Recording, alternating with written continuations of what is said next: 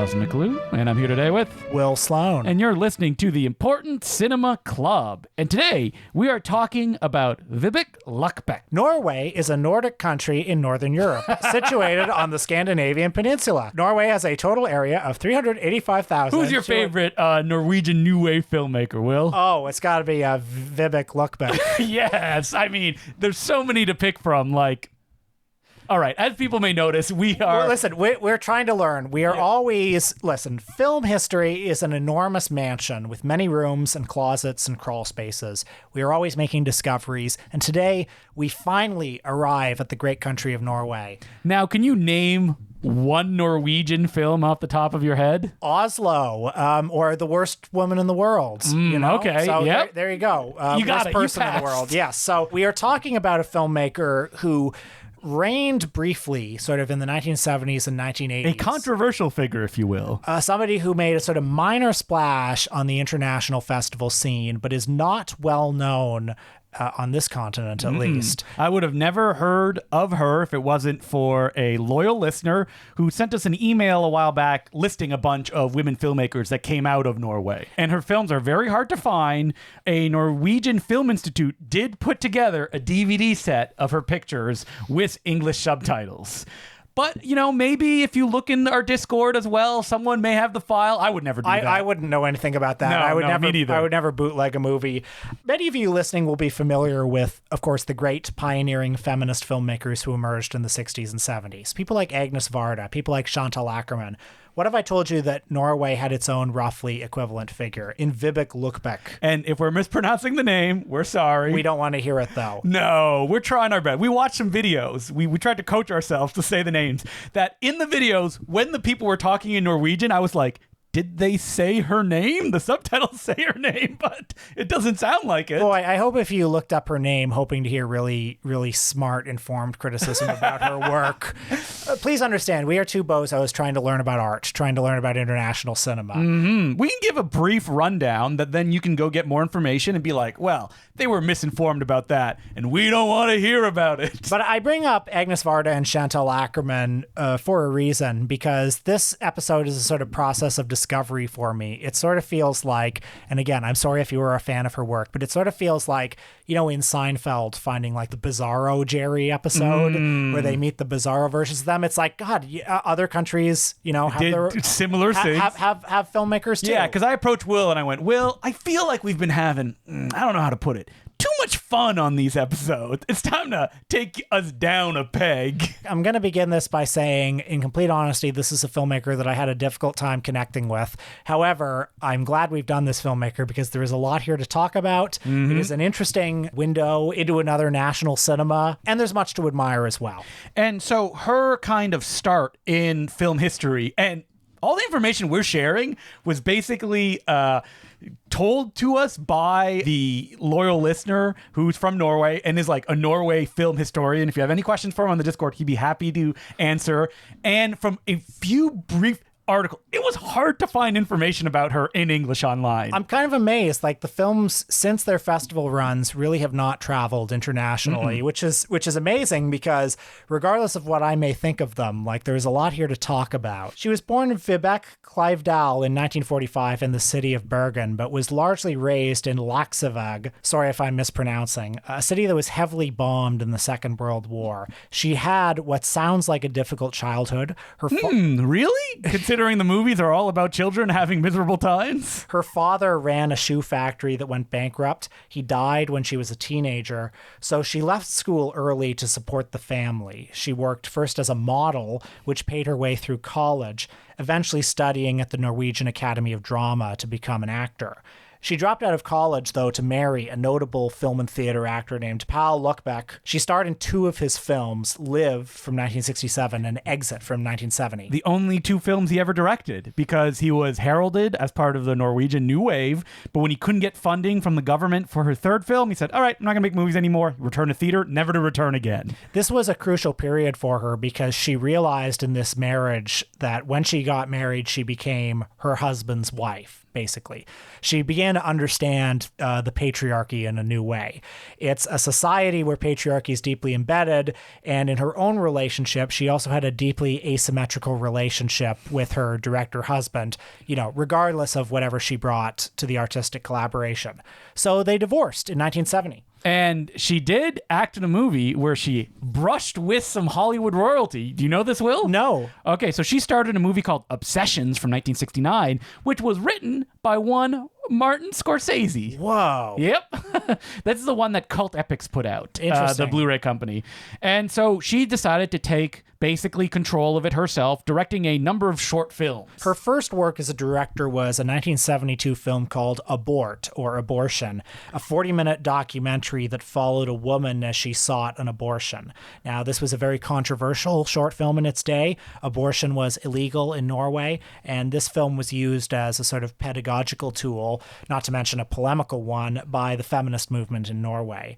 I understand that abortion was legalized in 1978. Our Norwegian listeners can tell me how many asterisks we should apply to that statement. But she also made some documentaries after that for the Norwegian public broadcaster, notably one called Tater 73, which translates to Gypsy 73, a much discussed film about state repression of the Roma community. But her first fiction film came in 1975. It was called Rain, and it was a coming-of-age short film, about 23 minutes long. Did you see this one? I did not watch this one. So, folks, it's a rainy day in Bergen in 1910. A little girl from a well-to-do family is hearing her parents argue. It opens, beautifully shot with this finely appointed dinner table. All the signifiers of upper middle class, if not upper class life. Is it going to be, disintegrating in some way? What if I told you that in this scene, which looks like it could have come out of a Dutch still life painting, she leaves the house and goes on a sort of journey through a rainy day in Bergen. Among the things she sees, a family in the neighborhood has been thrown into the street. A wealthy-looking man, he's got a top hat and a scarf and some white gloves. He walks past the constable who's overseeing this eviction and says, "What happened?" The constable says, "Oh, it's an eviction because of non-payment of rent." The rich guy says, "Too bad, these things happen. Very sad indeed."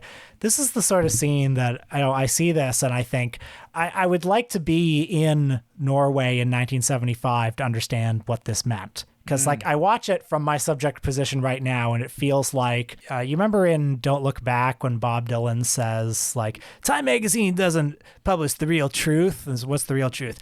Picture of a bum next to Rockefeller. Yep. But hey, what can I say? I agree with the politics of this scene. But it's just giving to you right in your face. So if I have an issue, and I think we'll be coming back to this as we talk about her films. And I'm gonna say nice things about her films too, because she's obviously a good filmmaker. But if I have an issue with some of the films, it's that emotionally, sometimes I wish there was a little more texture. Sometimes I wish there was a little more. Is this, when I was watching these, something that kept coming to my mind, especially her later films, is that is this a manner of exploitation of showing this stuff, and it's just this thing, like misery porn in a way? Basically, yeah. It's a criticism you can lay against it. And a lot of Norwegian film critics said that. It's leaden or it's heavy. But it seems like her goal was, but I want to show you these things that movies do not show you. And I can respect that. Yeah. And when you find interviews with her, that's a point of view that keeps coming up over and over again. And for example, we both watched her feature debut, The Revelation from 1977. Right. And this was something of an international breakthrough. It played the Locarno Film Festival. And in 1979, it played the Women in Film Festival in Los Angeles. I believe she even, after this one and the other one, there was a bit of a temptation. She could have gone over to direct something in America, but she decided not to. She wanted to focus on Norwegian problems.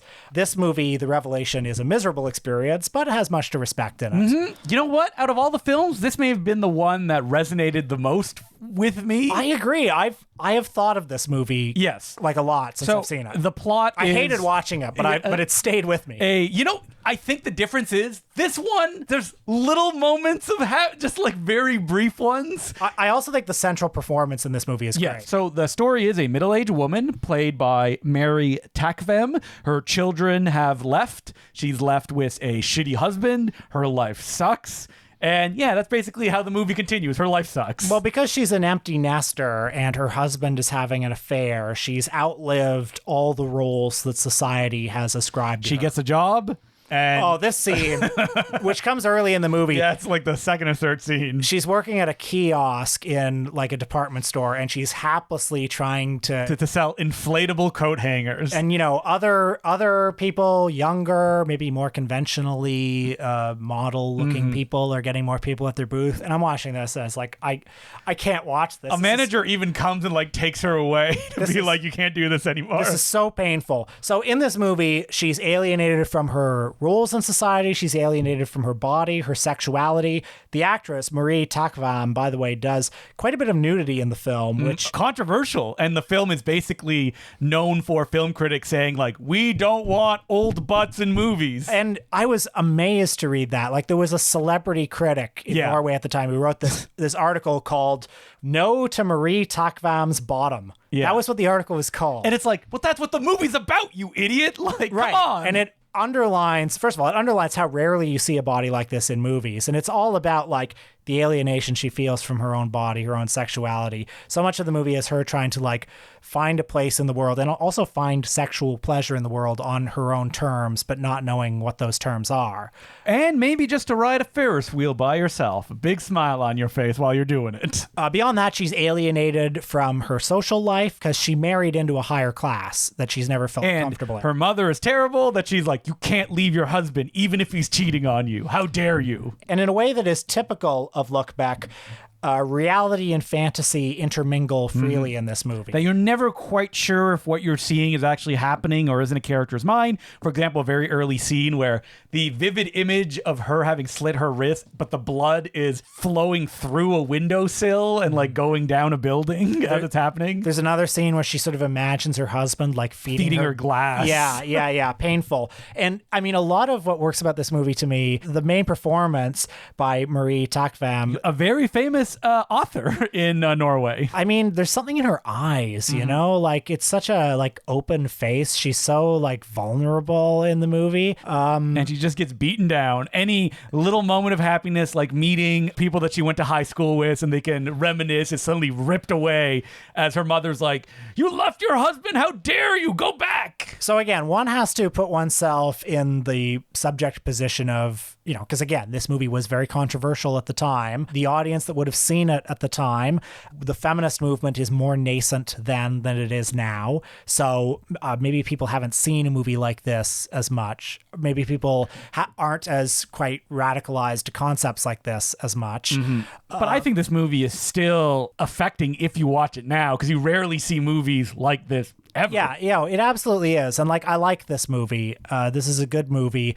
If I have any complaint, it's sort of the complaint that I have with a lot of her movies, which is you get to the 50-minute mark and you're like, is there anything else? Yeah, No? Well, yeah. more of this. Now, interestingly, like the English translation of this movie is The Revelation.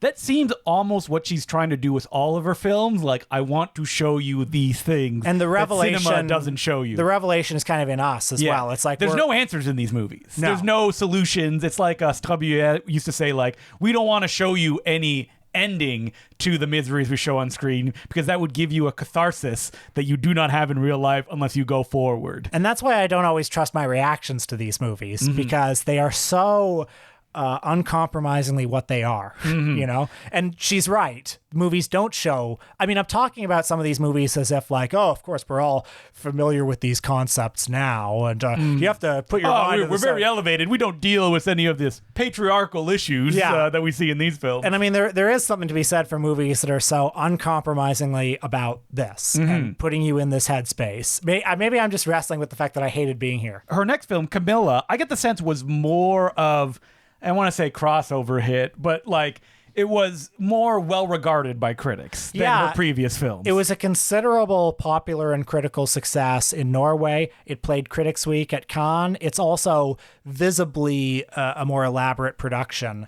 It takes place in the immediate aftermath of the Second World War. Financial hardship is everywhere. Again, like Rain, the short film, and it feels a little bit like a sort of feature-length expansion of Rain. It's told through the eyes of a child. Literally. There is no scene in this movie that doesn't have the main little girl played by Nina Knapskog present. So if she's not present, you're not going to see a scene. And that's like one of the things that's really good about this movie. It does capture, like in a very visceral way, the subjectivity of a child, including what they would know, what they would see. So, you know, her parents' marriage is falling apart. Her father's having an affair. She's alienated from everyone who's supposed to love and protect her. But she does find a sort of love and protection from a neighborhood boy of roughly her age named Svein, who also comes from a troubled home. They run away, but they're found. You know, the boy's sent to a group home. Now, here we get into some issues that I have that we will continue in her filmography, is the manner of exploitation of, like, there's scenes in this film where, like, the boy kisses the girl forcibly, and I'm like, ugh, I don't know how I feel about this. Or a scene where children are throwing rocks at mice, and you just see the rocks being thrown at the mice for real. There was one scene that is also like kind of creepy, but that I liked, which was early on, like Camilla, the little girl, is, you know, crawling around on the floor and she's looking up a grown woman's dress. Yeah. And, like looking at her panties. Like, what is this? And then it's like she crawls under the desk and she looks even more until like her parents like pull her out. Yeah. And I mean, there's something to be said for a movie that's unromantic about the perspective of a child. There's no like precociousness to this. Like Camilla as a character sees all this horrible stuff happening around her. Her father's an adulterer. Her mother's going into a deep depression, played by the director herself. And part of the movie is about how like these kids find so much more belonging in each other and they have to raise themselves, but they're also kids. Yeah, but you're saying this as if at the end there was some like grand statement. No. It's just basically misery throughout with maybe pockets of, this very fleeting, like, we ran away from home, but then we're going to go back and the kid next door is going to pulled off to the orphanage because the woman across the street didn't like how the mother was raising the kids. And that's what it ended. And I was like, yeah, I guess this is where it ends. Like, there's nothing has been solved. It's just going to continue on like this. And in a lot of ways, a beautifully realized film. Well, very, like, as a period film, like, very well lensed. You get the sense of place and time. Well, and she's not bound by the sort of film grammar that, like, you know, a lot of film grammar would, strict adherence to film grammar would be like an adult perspective, and she doesn't follow that. The camera or a kind of structure, like a 3-act structure or anything like that. The camera, the script have the sort of freedom that a child's subjectivity would have.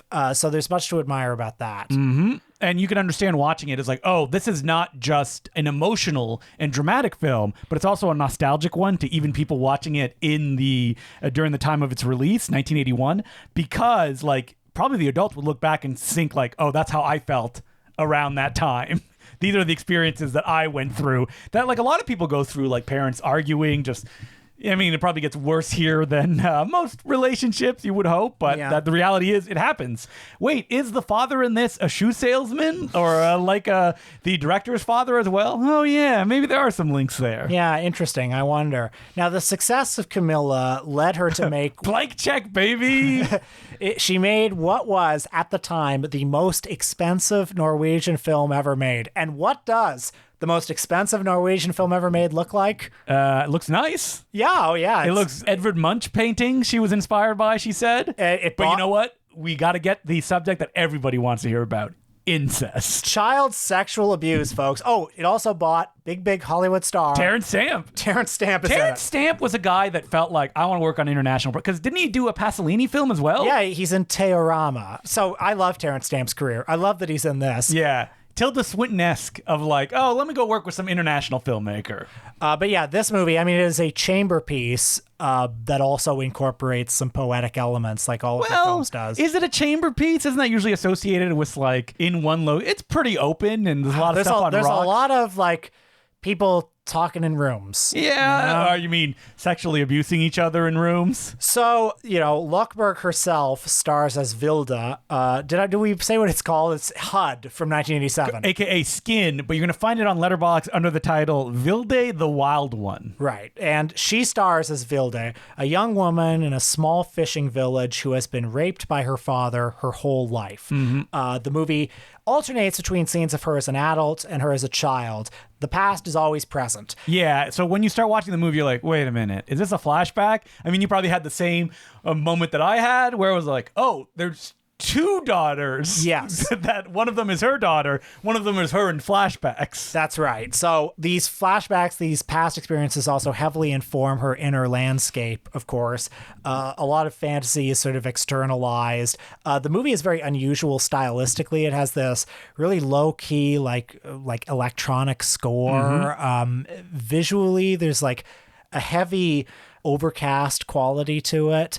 Like a painting, if you will. Yeah, I mean, it's not at all like Picnic at Hanging Rock, but like Picnic at Hanging Rock, it has that quality of like, I don't know, it's almost like all of the elements, the land, the water, the rocks, like seem to be adding to this bad mood that I'm in. And if you heard us say the premise and you're like, boy, that sounds miserable, I wonder how they'll expand on it. Well, you heard it. That's what it is. Yeah, take it or leave it, folks. This is 2 hours of it. This is an unsparing film about childhood sexual abuse, and in particular, childhood sexual abuse as a tool of patriarchy. So her father... Her stepfather? Her stepfather is a really bad guy, folks. Yeah, very bad. Really bad person. And I also just want to say, the flashback scenes, folks, the scenes of the incest... I wish a little more was left to the imagination. Yeah. Can I actually say that, like, I'm not calling for any censorship, I'm not calling for any laws, but some of the positions that the child actor is put in this movie, I don't like it. There are two scenes where the younger actress, who is Løkkeberg's daughter, by the way, is placed in, She's nude. She's nude with an adult actor in sort of simulated sex scenes in a way that I think, like... You make it sound like simulated sex scenes. I'm making it sound worse than it is, but it's bad enough. She's like leaning over in one scene, giving... But there's another scene where like he's nude and he holds her. Yeah, and that's it. I just don't think like a child can make I agree with you. consent. She cannot make an informed consent about that decision that will be then documented.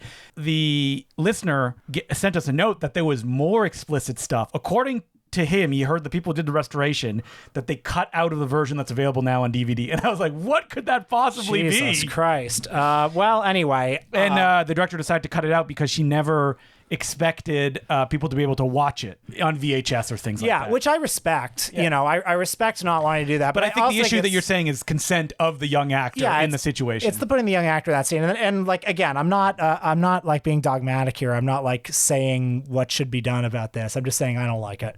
But anyway, as the character grows up and she's basically used like still as this like... Again, the incest is the tool of patriarchy. So she's like in the possession of her stepfather who, she has a daughter from the stepfather who is mute. And then she gets pregnant again with another child. And there's this, hey, I don't want to spoil all the fun, but there's a very alarming scene at the Rocks. I'm not building up to any point. It's just like, it's. I mean, this film builds up to a point that it's a cycle that you can never get out of, and everything is misery. And it's awful. Yeah. But doesn't it look great? It looks rocks? Great. Yeah. And it costs so much money. Visually, it's amazing. If it were half an hour shorter, I wouldn't have complained. Yeah, I think I agree with that too. So this is the thing. Like this movie, when it played on the festival circuit, I know, how dare us? When this movie played on the festival circuit, it was actually quite poorly received, mostly by male critics. Yeah, who's like, it's leaden and it's just the same thing over and over again. And of course, when you hear people talk about this movie now, which very few people do, but when people do... It's weird that, like, I've never heard anyone talk about this movie. Yeah, and, like, I think, like, some people could reclaim it. And when people do, they always say... Not us. Well, when people do, they always say that, like, well, of course, the all-male critics didn't like this movie because it's not their position. They wouldn't understand this movie, which may very well be true. It's an awful experience, and I feel like I kind of got it within 20 minutes.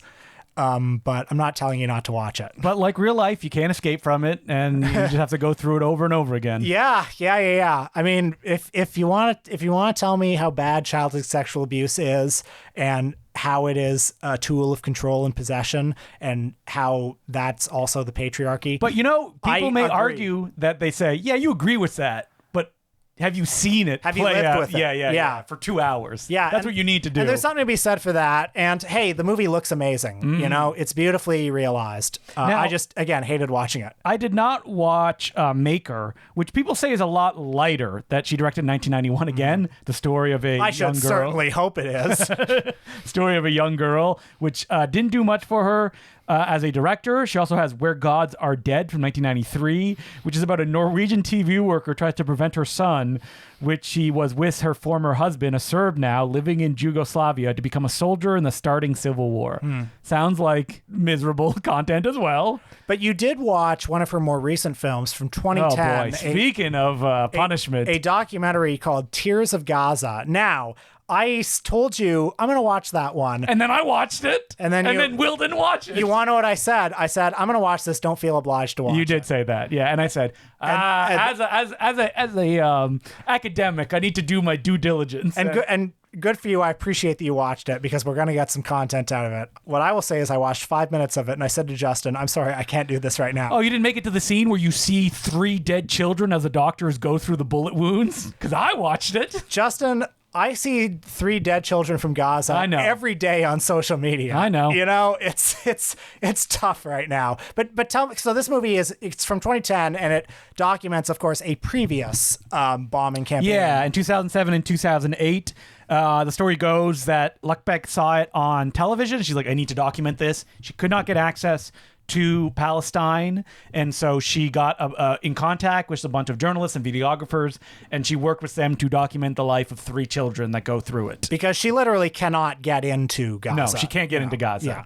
Now, what is a little bit, as I was watching the movie, is that like there's stage scenes with these children of them like standing and staring at each other at the beach, where it's like, why is this here? Like, yeah. And that creates a kind of exploitative, like her intents are clearly noble ones. Well, I mean, Werner Herzog might say that's the ecstatic truth. You know, he directed Dieter Dengler to open the door over and over again to say, I love opening doors because it symbolizes freedom to me. Well, of course, Dieter Dengler didn't really do that, but Herzog would argue that speaks to a deeper truth. But all these kids are like interviewed on camera, and that you see a lot of footage that was just footage shot from people in Gaza. Like she found this footage of like people. She worked with these on the ground journalists. Yep. And they're all credited in the end credits of like families pulling their children's bodies out of the rubble and other stuff like that, or children just breaking down, telling the story of their father dying. So props to her, obviously, for documenting this at a time when very few people were.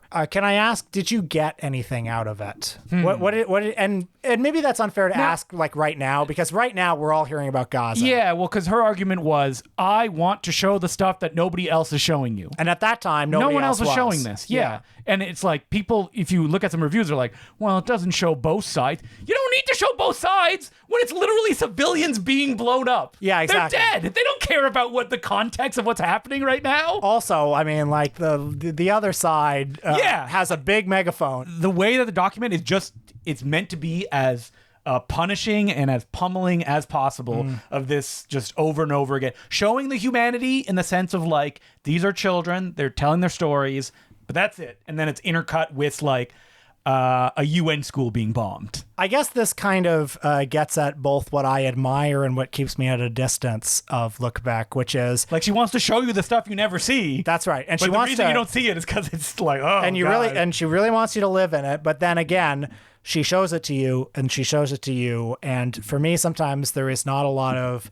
It's a bit like surprise me a little bit, or give me something that I wouldn't expect from this. But that's what they're like feeding you in the mainstream media. Yeah, I guess. You know, we mentioned Chantal Akerman at the start of the film, which is an unfair comparison I'm bringing up only because she's a woman. Chantal Akerman is like, I'll get an actual star to be in my movie about how it's about being miserable being a housewife. Hey, I think the actress from The Revelation is fantastic. Very good, yes. But like there's she gives it a little gloss, you mean. I just think there's a much greater like emotional variance. There's a lot more that I'm feeling and that's going on. Yeah, well, it's the argument of, you know, you can't just be misery the entire time because you'll go numb to it. Yes, but I mean, her argument as a filmmaker, but you never see this stuff, so I'm going to give it to you entirely like this. Well, Camilla gives you a little bit of both. It does. And so, like, it's not just punishing the entire time. Yes. But making films for Løkkeberg was very hard, and that, like, she had to basically fund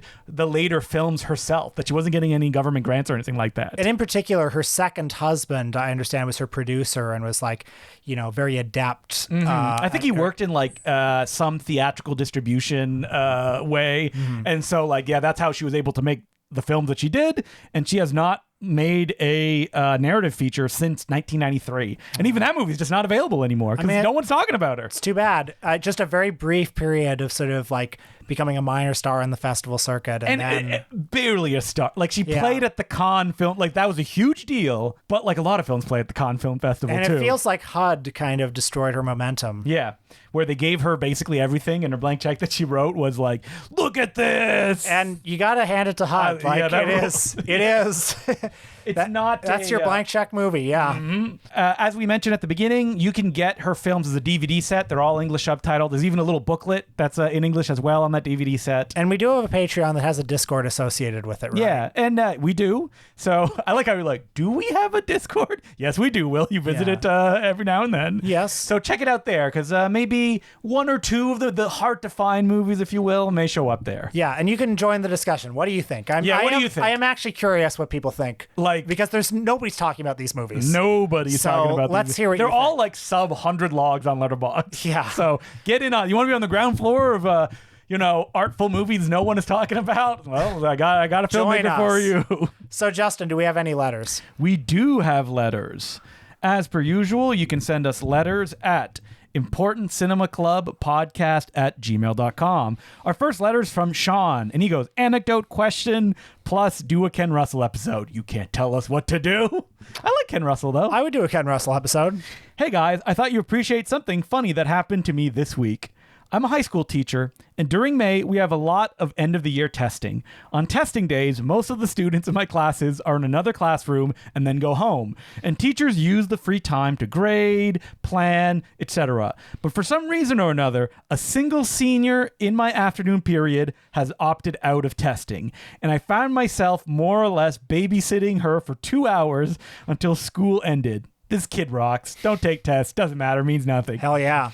I didn't have anything planned since we weren't supposed to have any students that day, and I felt bad that she would have to basically twiddle her thumbs or be on her phone for the entire period. My first instinct was to just put a movie on for her, as teachers do, but then I realized the network administrator at our school had blocked streaming sites like Disney or Netflix. I don't have any DVD or VHS in the classroom, but I did have one movie on my laptop, which I could hook into the projector for her while I graded papers. I warned her that while the movie was age appropriate and in my opinion very funny, I don't know if she'd like it. Okay, think of the most important cinema club movie that this letter writer could show a teen. Radioactive Dreams. No. Think important cinema club that we've talked about. Could this activate her in some way? Tell me. I can't guess. It's not long. It's Detour? Yeah, I'm going to say, and you're going to be like, maybe a filmmaker that we also did an episode on that no one in English has really talked about and that their films are not easily available. Just tell me. All right. And she said she didn't mind subtitled movies, so I showed her. Come on, you're going to be like... No, just tell me. Luc Moulet's Les Sièges d'Alcazar. Fantastic. For a lone high school student. I think she ended up liking it. May. Love the show, and I hope you guys end up doing a Ken Russell episode. That's so... Can you imagine a kid with like no context watching that? That is the most Les Sièges d'Alcazar thing to do, is to force a child to watch Les Sièges d'Alcazar. Well, he asked. He's like, I could show you a movie. It's all I have on my laptop. It's and it's great, and it's also like 50 minutes long. Yeah, so. and it's like goofy. There's jokes. I think, what would someone who doesn't know anything about that get out of that, though? Like, is it... Like, just the idea of the character being like, I only like this movie because I thought it was directed by this person. Does it have meaning? Like, I think that's a universal feeling. It's a funny movie about obsession. You know? Exactly. And maybe she'll go and be like, there's some Cage cinemas out there that I can check out or something, or Positive. And then all of a sudden, the only filmmaker is Sam Newfield. The new Roger Ebert is born. Here's a question. Do you think Roger Ebert would have liked Les Sièges d'Alcazar? I think so. I think he would have given it 3 stars. Yeah, I recently heard his classic Godzilla 1985 review. They bring back... no one can see Will just rolled his eyes and stuck his tongue out. I think he said, the only survivors from the original Godzilla, Raymond Burr. And I was like, what are you talking about? Yeah. And it's a sequel to another terrible movie. 1 star. Roger Ebert, I don't know. Here's a question. Can they change the name of his website already? I mean, man's been dead for 10 years. Here's a question for you guys. And it cut to a year later. We're at Ebert Fest introducing... Whatever you say, Chaz. I love Roger Ebert. Come on. Here's a question for you. Invite me to Ebert Fest. Here's a question for you guys. We all know. Okay, you have a choice: Leonard Maltin Festival or Ebert Fest. Oh, Maltin Fest. No contest. No right? contest. Yeah. That's where you're going to see like Bela Lugosi meets a Brooklyn Gorilla. That's right. And also, Leonard's alive. Yeah, you can hang out with him. Let's be honest. Better taste than Ebert. Hey, Leonard Maltin is the classic film god, and he was in Dick Tracy special. So twice. Here's a question for you guys. We all know the feeling of really wanting someone to love a film you love and the agony if it flops with them. What's the worst reaction you've gotten from someone you wanted to impress with a movie, and what did you show them? I don't know if it's wanting to impress people with a movie, but like showing them, I love this. I think you'll love it too. I remember I showed a mutual friend about 10 years ago, Challenge of the Tiger, the Bruce Lee film. And were they like, you watch this kind of stuff? He was immediately rubbed the wrong way by the topless tennis playing scene at the beginning. And he was like, are all Bruceploitation movies this sleazy? And it just never recovered from that. From the voice you said, I think I can guess who that friend was. Hey, we'll talk about it off mic. I won't say who it is, but there was just a little intonation there at the beginning. Yeah. I'm sure it's happened to me, but I've just forgotten about it at this point. Blasted it from my memory because it doesn't really matter if someone likes a movie you love or not. Or quite the opposite. If they don't like the movie, it's like, you're not my friend anymore. Yeah, so pretty much. I'm going to do the eternal sunshine of the spotless mind on you. So many friends messaging me, and I'm like, I don't know who you are. Yeah. Sorry you didn't like, I don't know, Army of Darkness or something like that. Yeah. Or even, I'm trying to think of someone. I do remember showing a friend Fantasy Mission Force in high school, being like, man, you got to see how crazy this movie is. And then it's just like, went over like a lead balloon. That's a tough one. I'm just so picky about what I show people. Like, I basically like clock into them, and I'm like, I kind of know what you like. So I will pick movies within that. You know what? I have one. I really want to show my mom The Umbrellas of Cherbourg. And because I'm like, it's French. It's a musical. 30 minutes. She's like, this is boring. Can we watch something else? Wow. And I was like, all right. So, don't challenge any parental figures when it comes to watching movies. Mm-hmm. That's the lesson that you need to. I was like, oh, really? Okay. Like, I thought you liked this. I would show my parents movies like as I got older, like stuff they hadn't seen, and the only one they really didn't like was Branded to Kill by Seijun Suzuki. That's a weird one not to like. Yeah, just completely flopped with them. They didn't like it at all. I wonder that when I have kids, how am I going to react to like them showing me, I don't know, some TikTok stars movie. Yeah. And be like, oh yeah, real interesting. Yeah. The ones my parents liked the most were Night in the City, the film noir classic, and A New Leaf by Elaine May. Mm-hmm. Good. I mean, classy movies. Great films. What can you say? Yep. Inarguably, I will always be. And then it's just like, okay, Japanese crime films, highly stylized. Not gonna go that. Branded to Kill is like really weird. Though. Yeah. If they can't hold on to something, they may be like, oh, I don't like this. Yeah. Even though that you've talked about that, your mom would read like those big. Didn't she read like, was it David Foster Wallace? And she's like, oh, I feel so bad for that young man. Or she did like say that. Yeah. Yes. My parents would sometimes go to a on the local university campus. There'd be like a movie night, and they would sometimes go there. And I remember once going with them to see Akira, the animated film. And I mean, not one of my favorite movies or anything, but like I remember they hated that one. So really? Just a little bit. Pretty gross though. Yeah, so. A little bit of my parents' taste in a nutshell there. Because you always hear stories of like even friends our age are like, my mom doesn't like movies when they're too loud, and I'm like, oh god, is that gonna be me when I'm older?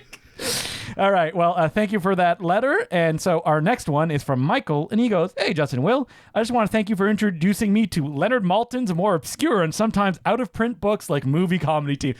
Maltin, you should be on the pod. We'll have you every month. You can just talk, chit-chat. Well, we've had him on the pod once. I know, but I want more time with Maltin. He doesn't remember. No, absolutely not. You know what? He probably remembers someone asking about Wheeler and Woosley. No one asked him about that. That was a good question. Yeah. When he called us one of us, that was pretty good. Maltin's book, Selected Short Subject, shines a spotlight. I didn't even see this next sentence. Where else would I go for a deep dive on Wheeler and Woosley I needed in 2024? Maltin's book, Selected Short Subject, shines a spotlight on a wide variety of comedy stars from the early sound era, stars who I mostly had never heard of. Sure, he has the chapters about our gang, Laurel and Hardy, and the Three Stooges, but I'm just as fascinated by the chapters on the actors who basically no one talks about anymore. outside of the hosts and guests on Gilbert Gottfried's podcast. Rest in peace. In the book, Malta makes it sound like Zazu Pitts, Charlie Chase, and Harry Langdon were A-listers of their day. That's because they were, and the movies still rule. Why do you think so many of these folks who were at the time household names are almost entirely unknown today? Do you think any of these comedians or comedy shorts are still worth watching? To answer the first question, they didn't play on TV all the time. That's the thing with the Three Stooges. That's it, yeah. They were sold into television. And the second one is, absolutely, these shorts should be still watched. We've gone to comedy silent film festivals when they're shown. Those shorts kill. Even, the audience is a self-selecting one, but there's often teenagers or kids, and they can still enjoy that stuff. I will say that something about the Three Stooges, who are sound shorts, though, but like there is a purity to them that was like, yeah, they were in TV, but also like any kid's gonna love the Three Stooges probably more than they love, I don't know, Andy Clyde, who are the other Columbia short subject stars. Shaking our heads. But Three Stooges is such a universal thing. They were distributed to TV for a reason. I know that, what is it, the Francis the Talking Mule? No one's watching those anymore. Yeah, and those did play TV. The Bowery Boys played TV. People were talking about the Discord. They wanted to pick up the Kino set of Francis the Talking Mule, and I was like, why? And then the commentaries, I was like, whatever. I saw it at BMV, and I pulled it off the shelf. Every movie has a commentary track on it. That is a Stockholm syndrome. Listen, I grew up with this. I'm going to talk about it, okay? I've never seen a Francis the Talking Mule movie. Episode coming up. Yeah, that's what I was going to say. Listen, you know how you make... Wait, does his lips flap? You take that carrot and... I mean... I know Mr. Ed's lips flap. Did you ever watch? I never watched Mr. Ed either. I have seen Mr. Ed. Of Mr. Ed. Yeah, he's not a friend of mine. Here's the thing about Francis. Francis the Talking Mule marathon episode. Let's do it. How many of them are there? There are a lot, right? Did William Bodine direct a Francis the Talking Mule film? No, because those were studio films. Oh, were they? Francis the Talking Mule was Universal. All right, William Bodine was on Poverty Row at that time, but I guarantee whoever directed Francis the Talking Mule, a fucking hack. Because he was doing a lot of TV work at that time. Oh, here we go. It's Arthur Lubin. Oh, Arthur Lubin was Phantom of the Opera, Buck Private. A lot of Abbott and Costello, yeah. Hold That Ghost, The Incredible Mr. Limpet. Now that's a movie nobody watches anymore. What about Charles Barton? That's another Abbott and Costello director who always did shit like that. The Universal guys, you're going to tell me their names and I'm going to be like, okay, of course I know them. Yeah, I'm looking. What about Earl C. Kenton? Here we go. It's a 7-film series. Francis Goes to the Races, directed by Arthur Lubin. Okay. Francis Goes to West Point, directed by Arthur Lubin. Francis Covers the Big Town, Arthur Lubin. Okay, no, keep going. So this is a real authorial... he found his niche, and he did it. Oh, Donald O'Connor, poor bastard. He starred in all those, I think. Francis Joins the Wax, directed by... Arthur Lubin. Yeah. Yep. I like the consistency. Francis in the Navy, Arthur Lubin. Okay. But here's what makes it all worthwhile. 1956's Francis in the Haunted House, directed by Charles Lamont. Whoa! Can I tell you who is in Francis in the Navy? Who? Clint Eastwood. Oh, really? Yes. That rules. So there is still, isn't that amazing though? One of the stars of 1955's Francis in the Navy has a movie coming out this year that he's directed. So man, Charles Lamont, this filmography, Abbott and Costello Meet the Mummy. All right. Abbott and Costello Meet the Invisible Man. Abbott and Costello Go to Mars. The Foreign Legion. Hit the Ice. Meet the Keystone Cops. These aren't the good ones. Captain Kidd, Coming Around the Mountain. Then we get to Buster Keaton's Grand Slam opera, late period. Yeah, his bad short films from the 30s. And then we get to, of course, the Ma and Pa Kettle films. Oh, wait. But what's that? A few rows down, 1935, Restless Nights. Three Stooges? Three Stooges, yeah. Wow. So, folks, if you're on Letterboxd and you're looking at hack directors of the 30s, 40s, and 50s, you will find that their most popular movie is always something with Boris Karloff or Bela Lugosi. Then after that, slightly less popular is an Abbott and Costello movie. And then below that, it's the Bowery Boys. And then below that, it's 500 Westerns. I love the story of Larry Karaszewski and Scott Alexander. They were at the Universal canteen. And they like looked up and they were at the time writing like Problem Child 2, and there was like all these Ma and Pa Kettle posters. They're like, we're fucking making the new Ma and Pa Kettle film. We got to get out of this. Can I say one more thing about Charles Lamont? So Episode coming soon. Yes, I was just scrolling through his filmography and I clicked on a random movie, Road Agent from 1941. Okay, Road Agent. 4 logs on Letterboxd. Oh. One of them, the only review is by is it that freak that like reviews every movie that came out in the year? Yeah, like Punk, Punq. Oh, I don't know if I've seen his Avi. You've surely seen this guy. His Avi yes, is... I think that's the guy. I think I may have blocked him because he hates everything, but he watches every movie that came out in a year. He's amazing. His Avi on Letterboxd is the Man Who Laughs. The Man Who Laughs. Every movie from 1932 or whatever he's seen, and they all get 2 stars. And he doesn't like them. What are you doing with your life? Why? My God. Like, if I went up to, Charles Lamont directed that John Wayne ice hockey film, Idol of the Crowds. Oh, wow. Arthur Lubin. You get them easily mistaken. Charles Lamont, Arthur Lubin, they're all the same guy. All right, I'm going to go look up American Directors book that I have by Bertrand Tavernier. Let's see if he's got 3 pages on Lubin or Lamont. So thank you very much for that letter. And the letter writer continues, do you have any recommendations for DVD or Blu-ray sets that collect the works of the lesser-known early sound stars? What's the name of the company that's basically one guy and he does these kind of like Blu-ray sets? Oh, Undercrank Productions. Undercrank Productions. That's what it is. That's by Ben Modell, who's like a pianist, among other things. And yeah, they do great collections of like, I don't know, Monty Banks, all these forgotten silent film comedians. Check them out. They're amazing. And he also asks, if any of these shorts have slipped into the public domain, maybe a Golden Ninja video release eventually? Something like that is in the works. Yes. Now, not immediately. Will the release that we're working on be the less sold ever of anything that we put out? I want to do. No one else is going to do what we.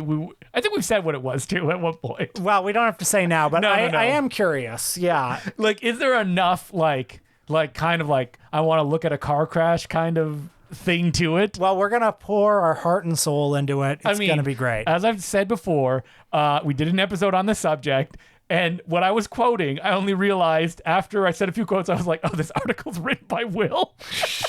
Because nobody cares. Nobody cares. Yeah. All right. So yeah, we would love to do like a silent short. The problem now is that because of what Golden Ninja Video is, we would need to do new scans of those shorts, and that's kind of a barrier for some of the things of like, but we talked about like we would love to do like the General or something like that on 16 millimeter. Yeah, that would rule. I have some 16 millimeter Chaplins. We can maybe do something with that at some point. Well, maybe it would fit into the project they already have in mind. A little bit of some, a little bit of the other. Yeah. All right. So as per usual, you can send us letters at importantcinemaclubpodcast@gmail.com. Hey, someone recently posted that they're like a limited edition Three Stooges Blu-ray set that's coming out. Did you see that? I saw that. It's like all 190 short films. Are we going to get some goddamn special features? That's what I want with these. Like, there should be commentaries on every short. Let's be honest. And we should be doing them. Yes. Or, get the guy who runs the Three Stooges Journal to do it. I'm sure he'd be happy to. What about the Journal of Stoogeological Studies? Will's eye just went so wide. He's like, what about me? What about me? I should be doing commentary. Anyway, can you imagine doing commentary on every single Stooge short? By the number 10, you're like, what do I have left? In the late Shemp era, it's like, water. Wait, so they're making you do this without breaks? They're just running through it, and they're like, someone let me die. What else is there to say? Like, yes, this is the footage from this Stooge short. And then it's like, listen, we're doing all the Stooge stuff. It's like the Phil Carlson directed Stooge film. You're like, no! Oh, man. All right. So thanks again for the letter. You know what? We don't talk about like black and white silent comedians enough, I feel. I agree. I agree. Is there an audience? We're not... You know what, though? We just did a Norwegian feminist filmmaker who's nobody's heard of. But we can do anything we want. That not nobody's ever heard of. Just people outside of Norway have not discussed that much.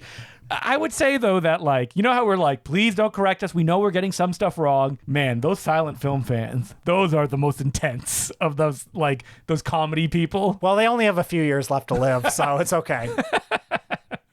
All right. They've lived very full lives filled with happiness, and they will pass away with the family surrounding them. I'm sure they will. Speaking of which, on our Patreon this week, we are paying a fond tribute, a fond farewell to the late, great Roger Corman. One of our favorite subjects here, a sort of podcast obituary where we share some of our favorite Roger Corman anecdotes. We offer, our evolved take on his films and his legacy. Will may say, maybe I was wrong. Maybe I don't like Roger Corman. Does he say that? You'll have to listen to the episode to find out. That'd be a weird turn that the man passes away and you're like, I think I've been overestimating him in my... That'd be a weird thing to do. Yeah. Paul Schrader over here. Yeah. Man, Paul Schrader... Boy, he's been Mr. Spicy Takes the last few weeks. I love it. Even if maybe you disagree with it, listen, the man is like 95. Let him say whatever he wants. It's like Paul Schrader, yes, he has things I disagree with. Yes, he has takes that are wrong. But if he's just saying that stuff about Roger Corman, I don't care. It's not hurting anyone. It's fine. Yeah. It's fun. What was the exact quote that he had? He said something like he was better at burnishing his rep than making good movies, which... I mean, yeah, I would agree with. Yeah, but he still made good movies. I agree. When it comes out, did Paul Schrader want to make a Roger Corman film and he wouldn't fund him or something like that? Yeah, he'd be singing his graces if he had made anyway. So that's what we're doing on Patreon this week. Patreon.com/The Important Cinema Club. Next week, Justin is away. I am. I'm going on my honeymoon, but we still need to organize it. Very special episode with a guest, Will. We've talked about this. It's going to happen, and it'll be a surprise. It's going to be a surprise. It's a very niche subject, yes. Has it been requested? Yes, it has. I think someone has mentioned it in passing, like, why don't you get maybe these two together to discuss this? So it'll be good, folks. It's a crossover of the Decluniverse. Some people has discussed. That's right. One of Justin's other podcast hosts will be here. Yes. Which one? I'm not going to tell you. And, well, not in my home, but in the podcast that you're listening to. No, I'm moving in tonight. No. This is my home now. So until then. I am the captain now. Wow, you're bringing it back. I'm thinking more it's like a cat in the house, cat in the hat situation. Yeah. While I'm saying old catchphrases, shagadelic, baby. What is it like? Bring me the hoe or whatever. Doesn't the Cat in the Hat say Bring that? me the hoe? Does he say that? No, it's like, and he's talking about the a lawn instrument. Oh, that's right. Yeah. We're talking about the Mike Myers Cat in the Hat. Yeah. I mean, everybody, we say Cat in the Hat. People think Mike Myers Cat in the Hat, directed by Bo Welsh. I mean, what else would you be thinking of? So anyway, much to look forward to. No Cat in the Hat episode immediately. No. I mean, I better be there if you do it. So never seen it. Have you? Yeah, I've seen Cat in the Hat. You say it as if more than once. I'm gonna push over the table. How dare you? We still got two Mike Myers in us then, because we have Cat in the Hat. Yeah. We also have Love Guru. Oh man, which I've never seen. And we have the Pentagon or whatever that. And we also have. Didn't he play that weird Guy Ritchie-esque crime film he's in as well? Oh man, I've lost track of his career then. All right, so next week. Tune in. It'll be really fun what Will and the other person may be discussing. But until then, my name's Justin DeClue. I'm Will Sloan. Thanks for listening.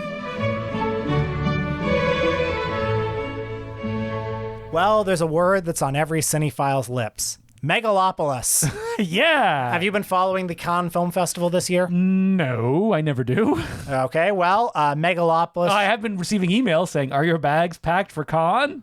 Who's sending you those emails? I don't know how I got on Just these various damn lists. French people who are like, ooh, Justin's coming. I mean, if you're paying, yeah, I'll come. Yeah, pay for us to come to Cannes. It's maybe a little late now.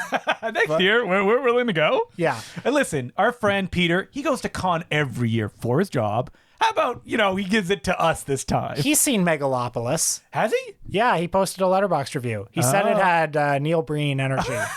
That's 100% what I felt like it was going. I haven't read any reviews coming out of it. Coming from Peter is not necessarily an insult. Yes. Okay, so wait. So what is the controversy? I read the takedown piece from The Guardian. Yeah, I read that too. But wait, why is Peter seeing Megalopolis? Do your job. You hit the market, Peter. He may be listening right now, and you find those films for Midnight Madness. Wouldn't it be great to see Francis Coppola on the Midnight Madness stage?